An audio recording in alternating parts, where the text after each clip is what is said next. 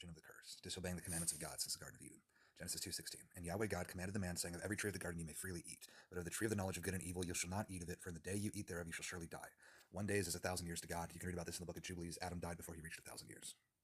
Chapter 3. Now the serpent, Satan, was more subtle than any beast of the field which Yahweh God had made. And he said unto the woman, Yea, has God said, Ye shall not eat of every tree of the garden? And the woman said unto the serpent, We may eat of the fruit of the trees of the garden, but of fruit of the tree which is in the midst of the garden God has said, Ye shall not eat it, nor shall you touch it, lest you die. The serpent said unto the woman, You shall not surely die, for God knows that in the day you eat thereof, your eyes shall be opened, and you shall be as gods, knowing good and evil. So she eats, and she gives it to her husband. And they eat, and they hear the voice of Yahweh God walking in the garden, and they hide themselves, the word of God, Christ.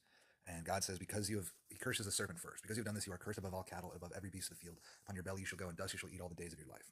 To Adam he says, Because you have hearkened to the voice of your wife, and have eaten of the tree which I commanded you, saying, You shall not eat of it. Cursed is the ground for your sake, and sorry you shall eat it all the days of your life.